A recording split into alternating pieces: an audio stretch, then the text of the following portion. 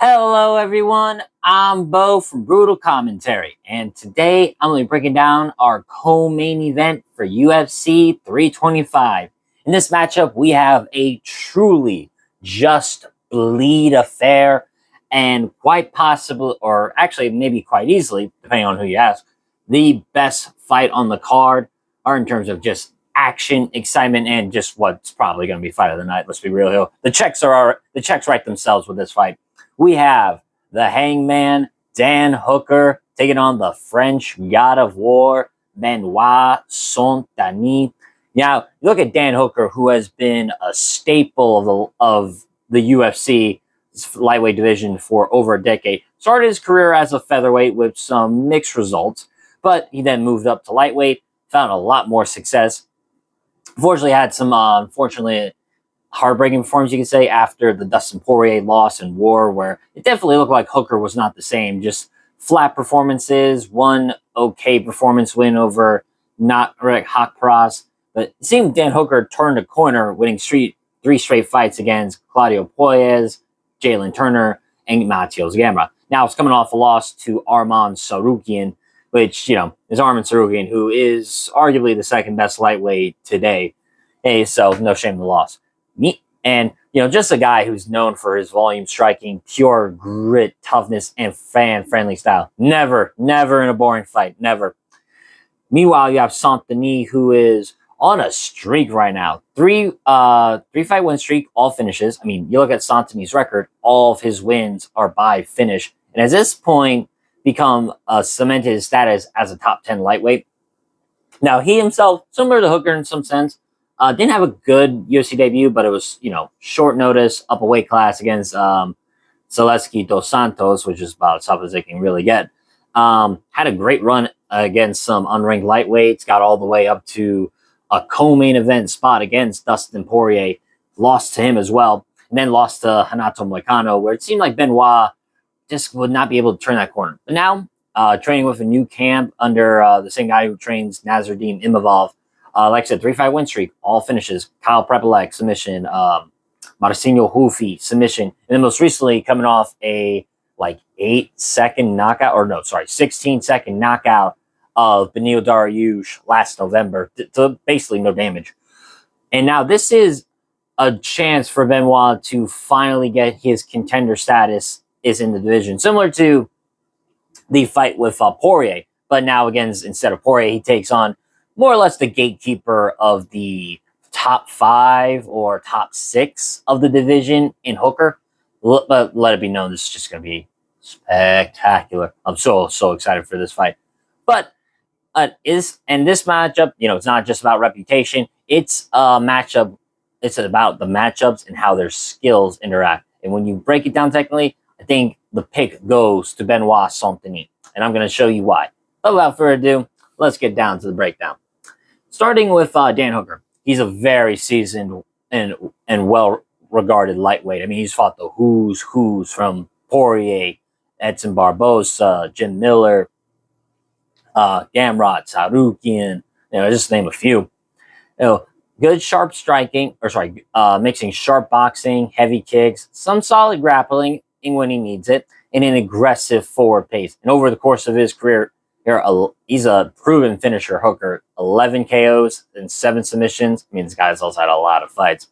And showing that, Hooker isn't just a striker. He can finish fights on the ground, mostly with that high elbow guillotine he uses, like against Mark Tracasey, for example.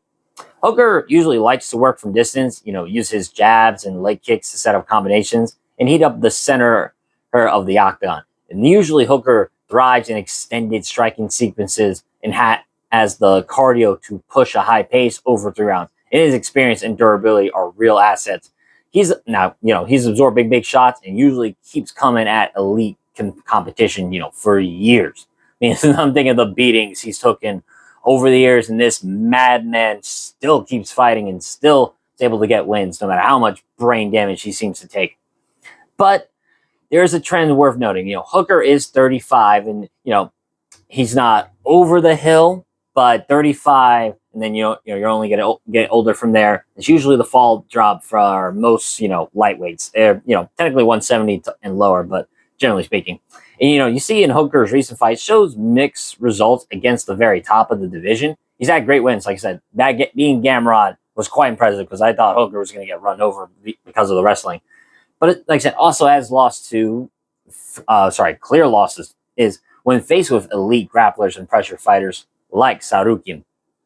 Now you look at BSD, he's a bit younger at 30, so he's in his prime and has a more finishing first explosive profile. I mean, 16 wins, 5 KOs, 11 submissions, and so Benoit has shown an inability to either knock people out or submit them. Though he's much more of a pressure grappler and a better submission artist than I'd say a knockout artist, but make no mistake, he has real power in his hands and feet. You look at St-Denis' recent win, like I said, clipped Beneil Dariush with a left hook behind the ear. That's all she wrote. Just landing, that kind of explosive striking, just landing clean, fight-ending shots before an opponent can settle. That's a real signature of his style. Well, what really stands out about St-Denis is that he doesn't rely on one mode of attack. He comes forward with intent. Chain strikes cleanly, especially he loves that left body kick from southpaw. And when the opportunity arises, he grapples efficiently on the mat. And that multi-phase finishing ability is rare in this division, and especially at the top. Now, there are guys who can submit you and knock you out, but in terms of just being a truly multifaceted threat where every moment is dangerous with this guy, there's very few I can say are, man, no matter where this fight goes, he can just end the show real quick. There's very few I can think that can do that, and St-Denis is one of them. Then, just looking at how they, just the styles, right? First, the pace and initiative. Hooker likes to fight high volume and dictate striking range with jabs, kicks, and combinations. That works well against fighters who don't put forward constant pressure or just simply have bad defense when doing it. But St-Denis oftentimes forces engagements. And as St-Denis doesn't wait for clean openings as much as he creates them. And often by stepping inside with power and transitioning quickly to clinch or takedown threats. And that shifts momentum early in exchanges and oftentimes forces opponents to react rather than establish their game. Then you look at the range and timing.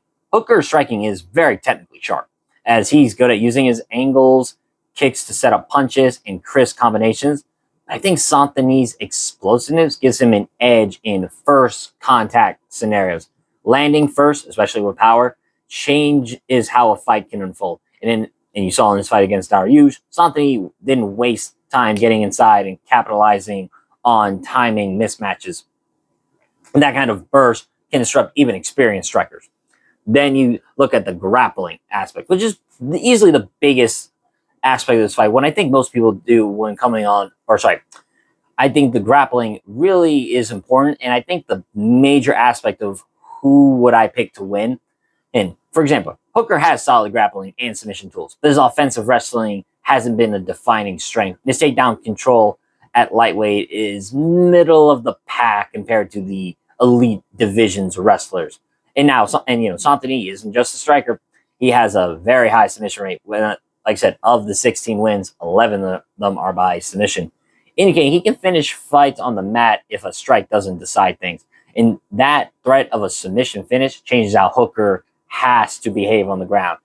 As if Hooker isn't completely committed to defending takedowns or transitioning and getting up, he risks getting caught. And St-Denis keeps that threat active rather than falling back to mutual grappling. And then finally, you look at just like recent form momentum. I mean, like I said, Hooker's coming off a loss to Arman Sarukian. That was not that long ago. That was November. And he also took a beating before. Granted, didn't help that he got headbutted too. And has had, major injuries. And like I said, this is a pretty quick turnabout. It's about, 2 months, just about. And if you read into recent reports, his nose has been fractured before that fight and affecting his performance against Sarukian. Now, his nose is probably healed, but I don't know. I feel like that might be something to take into account. St-Denis, by contrast, on a streak. And I think that difference in recent fight flow matters mentally. Now, of course, like I said, Dan Hooker's a savage. He is a psycho. So I don't know if that affects him much, but I thought it'd be something important to stand out. Now, overall, just how I see my prediction going. The biggest reason why I am picking St-Denis is that while both are good on the feet, I think obviously Dan Hooker's a bit more technical. And while he doesn't have the one-shot power, St-Denis has always had some bad striking defense. I mean, you saw with Poirier, you saw with actually in almost all of his fights, he gets hit a lot. Now, he's done better defensively for sure, and pivoting to his grappling faster. But I do think if he doesn't initiate his grappling early, I think Dan Hooker is live to pick him apart. Who adds, just having the height and reach advantage on St-Denis, and overall just having the better range striking. But the biggest aspect of why I'm picking St-Denis is the fact that he can wrestle and he's got good grappling. And like I said, Hooker, historically, while it's not as terrible as some people would make you out to believe, I don't think it's on the level of St-Denis. And the fact that, St-Denis is big for the weight class, he's very strong. I think he can muscle Dan Hooker to the ground and find a submission. But make no mistake, this is a truly violent fight for both men. And I can easily see one of Dan Hooker's intercepting knees catching St-Denis if, St-Denis isn't careful. So Dan Hooker upset is live in this. I do believe that. I never count Dan Hooker out of a fight. But for my official prediction, I'm going to go with Benoit St-Denis, and I'm going to pick him via submission in this fight. Like I said, I think he can muscle Hooker to the ground. I think he can lay on good ground and pound, and overall just find and snatch up a submission on Dan Hooker. So, like I said, I'm picking Benoit St-Denis, and I'm going to pick him via submission. But with that being said, Ed, and that's been my breakdown of this matchup. If you enjoyed the video, like, subscribe, and leave a comment down below on who you think's going to win. But until then, I've been Bo from Brutal Commentary. I thank you all for listening. And remember, stay calm, stay respectful, and enjoy the violence. I'll see y'all next time.